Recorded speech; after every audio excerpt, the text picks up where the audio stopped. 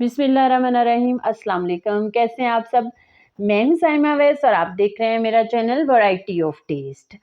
हम बताएंगे आपको कि आप अपने टेस्ट में कैसे वैरायटी लेके आएंगे, कैसे वेरिएशन लेके आएंगे, कैसे आप अपने टेस्ट को डेवलप करेंगे।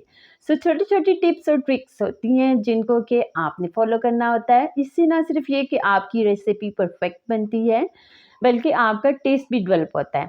तो आज का व्लॉग जो था वो मैंने शाम की चाय पे बनाया था। तो बच्चों की फरमाइश पे मैंने मार्बल केक बनाया था और साथ में मैंने चिकन फ्राई किया था। मैंने सोचा क्यों ना दोनों रेसिपीज़ आपके साथ शेयर की जाएं। आप भी इसी तरह ज़िंदगी के छोटे छोटे लम्हात को ज़रूर इंजॉय किया करें। तो आइए सबसे पहले हम केक बनाते हैं। केक को बनाने के लिए मैंने सबसे पहले एक बाउल लिया था। 2 अदद अंडे डाले थे, इनको अच्छे तरीके से मैंने बीट किया था। इनको अच्छे तरीके से बीट करने के बाद मैंने 1/4 कप जो था वो कुकिंग ऑयल डाला था। इसके बाद मैंने इसमें 3/4 कप जो था वो मैंने पानी का डाला था। मैंने नॉर्मल पानी लिया था, आपने भी ज़्यादा ठंडा और गर्म पानी नहीं लिया। इनको अच्छे तरीके से मिक्स करने के बाद मैंने डिब्बे वाला केक बनाया था, तो मैंने ये मिक्सर डाला था। इसमें आपने 1 कप जो है वो मैदा इसमें 1 टेबलस्पून जो है वो बेकिंग सोडा ऐड करना है और 1/3 कप शुगर पाउडर ऐड करना है और इनको अच्छे तरीके से मिक्स करना है। इस तरह से आपका टेक्सचर क्रीमी होना चाहिए। इसके बाद मैंने 1/3 कप जो था वो पानी लिया था एक दूसरे बाउल में और मैंने इसमें कोको पाउडर ऐड किया था। इसको भी अच्छे तरीके से मिक्स करेंगे इस तरह से। हमारे दोनों मिक्सचर अब रेडी हो चुके हैं। अब हम एक पैन लेंगे, इसको अच्छे तरीके से ग्रीस करेंगे और इसके बाद ये जो है मैंने शुगर पाउडर जो था वो डाला था ताकि हमारा केक जो है वो नीचे ना लगे, उसमें एक क्रंच आए। आपने भी इस टिप को ज़रूर फॉलो करना है। इसके बाद मैंने इसमें अपना रेडी किया हुआ मिक्सचर जो था वो डाला था 1 बाय 1 करके। सबसे पहले मैंने फ्लोर वाला मिक्सचर डाला था इस तरह से।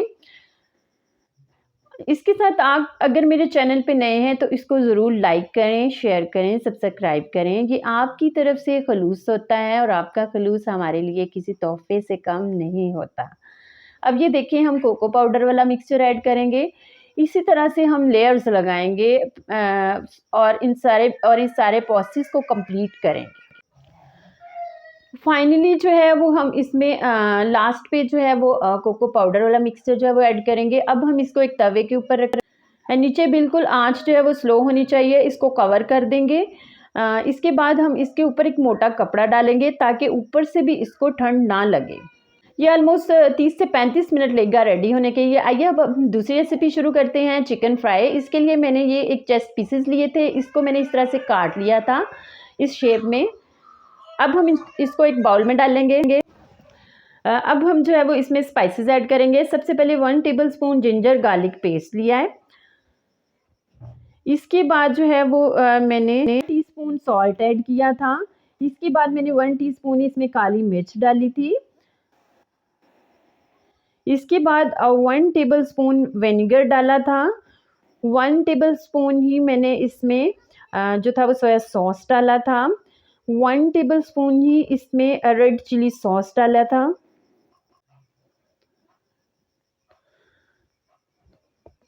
हाफ टी स्पून मैंने इसमें रेड चिली फ्लेक्स यानी कि कुटी हुई लाल मिर्च डाली थी। ये आपके टेस्ट को बहुत डेवलप करती हैं। इसके बाद मैंने थोड़ी सी इसमें जो थे वो ऑरिगेनो डाल जो कि पिज़्ज़ा में इस्तेमाल होते हैं। इन सारी चीज़ों को डालने के बाद अब हम इनको अच्छे से मिक्स करेंगे और 2 घंटे के लिए मैरिनेशन के लिए रख देंगे। अब जो है वो सॉस तैयार करेंगे। सॉस तैयार करने के लिए मैंने 2 से 3 टेबलस्पून जो था वो टमाटो केचप लिया था और इससे हाफ क्वांटिटी में मैंने मेयोनीज़ इसमें ऐड की थी। इसके बाद हाफ टेबल स्पून मैंने इसमें काली मिर्चें डाली थी। हाफ टेबल स्पून ही मैंने इसमें सूखा धनिया ऐड किया था और थोड़ी सी मैंने एक चुटकी इसमें ऑरिगेनो डाले थे। इन सबको हम अच्छे तरीके से मिक्स करेंगे। ये देखिए हमारी सॉस जो है वो बहुत अच्छी सॉस तैयार हो चुकी है। अब हम चिकन के ऊपर कोटिंग करने के लिए जो है वो मैदा लेंगे। 1 कप मैदा लेंगे। इसमें 1 टीस्पून जो है वो लहसुन का पाउडर डालेंगे। 1 टीस्पून जो है वो हम इसमें डालेंगे कुटी हुई लाल मिर्चें और हाफ टी स्पून जो है वो ब्लैक पेपर डालेंगे। इन सारी चीज़ों को डालने के बाद ये इसमें हम नमक डालेंगे हाफ़ टी स्पून। इन सारी चीज़ों को डालने के बाद अब हम इनको अच्छे तरीके से मिक्स करेंगे। मिक्सिंग पे बहुत ज़्यादा फ़ोकस किया करें, अच्छे तरीके से मिक्स किया करें। इसके बाद हम 2 अदद अंडे फेंटेंगे। अब हम चिकन को एक दफ़ा दोबारा से इस तरह से इसके ऊपर जो है वो नीचे लगा हुआ मटीरियल जो है वो लगा लेंगे, इस तरह से। अब देखें, अब यहाँ पे आपने इसकी कोटिंग किस तरह से करनी है, इस पे बहुत ज़्यादा फोकस करना है। आपने एक चम्मच से इस तरह से चिकन लेके उसको पहले अंडे में डिप करना है।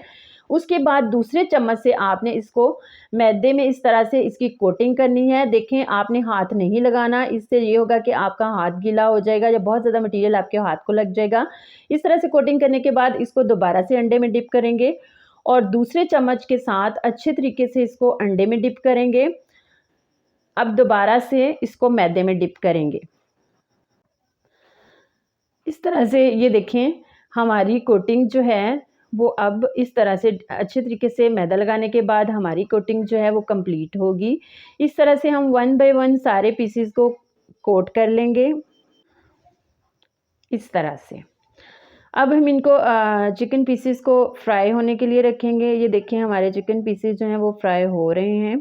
जब एक साइड से फ्राई हो जाएं तो हम इसको दूसरी साइड से पलट देंगे, इस तरह से। अब देखें, चूँकि हम शाम की चाय पे व्लॉग बना रहे हैं, दूसरी साइड पे मैंने चाय भी रख दी थी। यहाँ पे चाय भी हमारी जो है वो तैयार हो चुकी है, हमारा केक भी रेडी हो चुका है और हमारे चिकन भी ऑलमोस्ट फ्राई हो चुके हैं।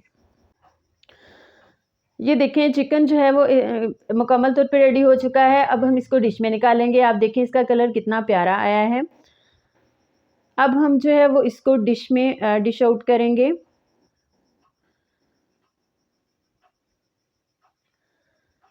यहाँ पे देखें, ये मैंने इसको डिश आउट कर दिया था और ये जो सॉस जो हमने रेडी की थी इसके साथ हम वो प्रेजेंट करेंगे।